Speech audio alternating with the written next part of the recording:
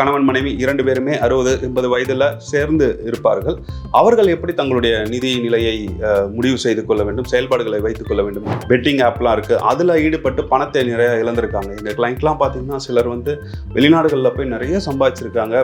சம்பாதிச்ச அத்தனை பணம் கிட்டத்தட்ட 6 கோடி பணத்தை வந்து இழந்திருக்காங்க. பெண்களும் வந்து கணவருக்கு தெரியாமல் பங்குச்சந்தையில் ஈடுபடுறாங்க. அதிக வட்டி தரும் சீட்டுகளில் பணம் போட்டு இந்த சீட்டு பணம் என்னை விட்டு போயிடுச்சு அப்படிங்கிற மாதிரியான விஷயங்கள்லாம். ஸோ ஒருவர் வந்து நான் இந்த மாதிரி பணம் கொடுத்தேன், அதை வந்து எனக்கு திருப்பி வரல, வாங்க முடியல, என் அண்ணனுக்கு கொடுத்து அதை வாங்குறதுக்கு சங்கடமா இருக்கு அப்படின்னு சொன்னா, இன்னொரு தரப்பு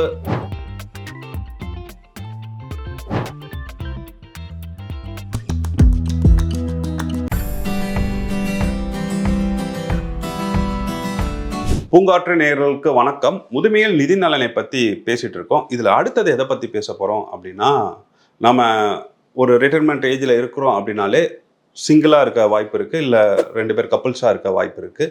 இப்படி ஒரு மாற்றமான ஒரு சூழ்நிலையில் ஒவ்வொருத்தரும் எப்படி நிதிநிலைகளை, நிதி செயல்பாடுகளை வடிவமைத்து கொள்ள வேண்டும் அப்படிங்கிறத தான் இதை பார்க்க போகிறோம். முதல்ல கப்புள்ஸ் அப்படி பார்க்கலாம். கணவன் மனைவி 2 பேருமே 60-80 வயதில் சேர்ந்து இருப்பார்கள். அவர்கள் எப்படி தங்களுடைய நிதி நிலையை முடிவு செய்து கொள்ள வேண்டும், செயல்பாடுகளை வைத்துக் கொள்ள வேண்டும் அப்படின்னா, 2 பேருக்குமே நிதி செயல்பாடுகளை பற்றி தெரிய வேண்டும். ரகசியம் இருக்கக்கூடாது. பல குடும்பங்களில் சிக்கல் வருவதற்கு காரணமே நிதி சார்ந்த விஷயங்கள்ல ரகசியம் இருப்பதால் தான். ஆண்கள் என்றால் அவர்கள் மனைவிக்கு தெரியாமல் ஷேர் மார்க்கெட்ல நிறைய பணம் போடுறாங்க, ட்ரேடிங் பண்றாங்க, இல்லைன்னா ஆன்லைன் பெட்டிங் ஆப்லாம் இருக்கு, அதுல ஈடுபட்டு பணத்தை நிறைய இழந்திருக்காங்க. எங்க கிளைண்ட்லாம் பார்த்தீங்கன்னா சிலர் வந்து வெளிநாடுகளில் போய் நிறைய சம்பாதிச்சிருக்காங்க. சம்பாதிச்ச அத்தனை பணம் கிட்டத்தட்ட 6 கோடி பணத்தை வந்து இழந்திருக்காங்க. அதே மாதிரி பெண்களும் வந்து கணவருக்கு தெரியாம பங்குச்சந்தையில் ஈடுபடுறாங்க. அதிக வட்டி தரும் சீட்டுகளில் பணம் போட்டு இந்த சீட்டு பணம் என்னை விட்டு போயிடுச்சு அப்படிங்கிற மாதிரியான விஷயங்கள்லாம் நம்ம கேள்விப்படுறோம்.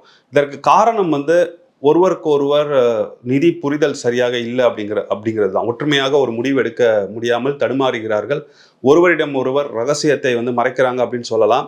ஆனால் அது நீங்கள் இளைய வயதில் அப்படி இருந்தால் கூட பரவாயில்ல, முதிய வயதில் இப்படி வந்து நம்ம இருக்க முடியாது. ஏன்னா 2 பேருமே ஒரே டீம் தான். நீங்கள் வந்து முதுமை அடைய அடைய நமக்கு உறுதுணையாக இருக்க போகிறது நம்மளுடைய ஸ்பௌஸ் மட்டும்தான், வேற யாரும் இருக்க போகிறது கிடையாது. பெற்ற பிள்ளைகள் கண்டிப்பாக இருக்க போவது கிடையாது. சமூகமும் நம்மளை விட்டு விலகிதான் செல்லும் அப்படின்னு சொல்லலாம். அந்த சூழ்நிலையில் தான் நீங்கள் இருவரும் வந்து மிகவும் நெருக்கமாக எந்த ஒரு ரகசியமும் இல்லாமல் ஒருவருக்கு ஒருவர் அன்பை பரிமாறிக்கொள்வதுடன் நிதி சார்ந்த விஷயங்களையும் பரிமாறிக்கொள்ள வேண்டும். 2 பேரோட வங்கி கணக்குகளும் 2 பேருக்கும் தெரிய வேண்டும். முடிந்தால் எல்லா வங்கி கணக்குலையும் 2 பேரும் ஜாயிண்ட் ஹோல்டர்ஸாக இருக்கணும் அப்படிங்கிறத வந்து நம்ம எல்லாருக்கும் சொல்கிறோம். நாமினி போட்டுக்கொள்ள வேண்டும், ஒருவருக்கு ஒருவர் போட்டுக்கொள்ளலாம். எங்கெங்கே என்னென்ன சொத்துக்கள் இருக்குது அப்படிங்கிறத முதலில் வந்து ஒரு வெள்ளை அறிக்கை மாதிரி 2 பேரும் உட்கார்ந்து அதை வந்து சொல்லணும். நகை இருந்தால் நகையோட கணக்கையும் வந்து முழுவதுமாக 2 பேருக்கும் தெரியப்படுத்தணும். அதன் பிறகு வேற என்னென்ன வழிகளில் சொத்துக்கள் இருக்குது அப்படிங்கிறத தாண்டி யார் யாருக்கெல்லாம் நம்ம பணம் கொடுத்துருக்கோம் அப்படிங்கிறது ரொம்ப முக்கியமான ஒரு டாபிக். இதில் வந்து ஆண் பெண் வித்தியாசமே கிடையாது. ஆண் மனைவிக்கு தெரியாமல் பணம் கொடுப்பதும், மனைவி ஆணுக்கு தெரியாமல் பணம் கொடுப்பதும் இங்கே வந்து நடக்குது. இயல்பாக நாங்களே பார்க்குறோம். இதில் என்ன சிக்கல் அப்படின்னா, அப்படி கொடுத்த பணம் வரலை அப்படின்னா மன உளைச்சல் அடைகிறாங்க. ஐயோ, என் மனைவிக்கு தெரியாமல் கொடுத்த பணம், என் கணவனுக்கு தெரியாமல் கொடுத்த பணம் போனது கூட பெரிய விஷயம் கிடையாது. அந்த மன உளைச்சல் அப்படிங்கிறது பெரிய ஒரு பிரச்சனையாக இருக்குது.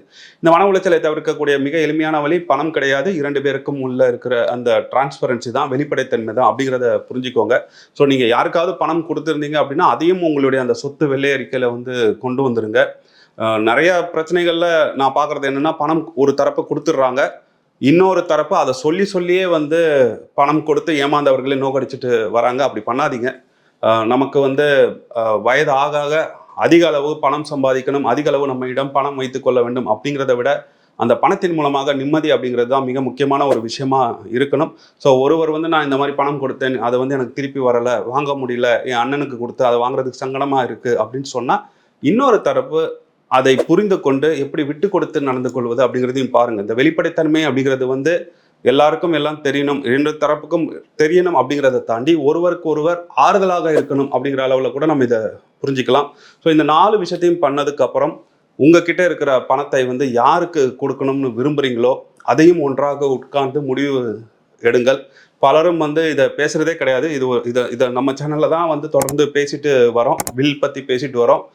இதை உட்காந்து 2 பேரும் முதலில் பேசுங்க. அதில் கருத்து முரண்பாடுகள் வருவது நல்லது தான். அதை தீர நீங்கள் வந்து ஆய்வு செய்து எது சரி எது தப்பு அப்படிங்கிறது கூட்டாக முடிவெடுங்க. நான் முதலிலே சொன்ன மாதிரி முதிய வயதில் உங்களுக்கு வந்து துணை அப்படிங்கிறது வந்து உங்கள் பிள்ளைகளோ இந்த சமூகமோ கிடையாது, உங்கள் துணைவர் மட்டும்தான். ஸோ அவரிடம் வெளிப்படைத்தன்மையுடன் அவரிடமே வந்து நீங்கள் ஆறுதலை தேடுவதுடன் யாருக்கு என்ன கொடுக்கணும் அப்படிங்கிறத ஒருவருக்கொருவர் பேசி முடிவு பண்ணுங்க. ஸோ நிதி செயல்பாடுகளை பொறுத்த வரைக்கும் இதுதான் வந்து நான் துணையாக இருப்பவர்களுக்கு சொல்ல விரும்புவது.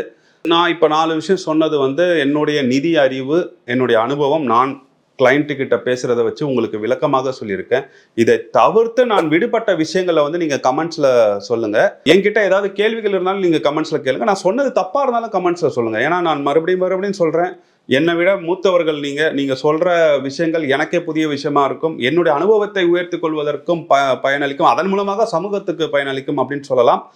தனிநபர்கள் என்னென்ன செய்யணும் அப்படிங்கிறத வந்து நம்ம தனி வீடியோவாக பார்க்கலாம். ஏன்னா இப்போது இந்த வீடியோலேயே வந்து ரொம்ப கருத்து ஆக்கம் வந்து ரொம்ப அடர்த்தியாக இருக்கிற மாதிரி எனக்கு தோணுது. ஸோ அதை தனி வீடியோவாக பார்க்கலாம். மீண்டும் இன்னொரு வீடியோவில் சந்திப்போம். நன்றி. பூங்காற்று இது நாளைய நல்வாழ்வுக்கான வழிகாட்டு.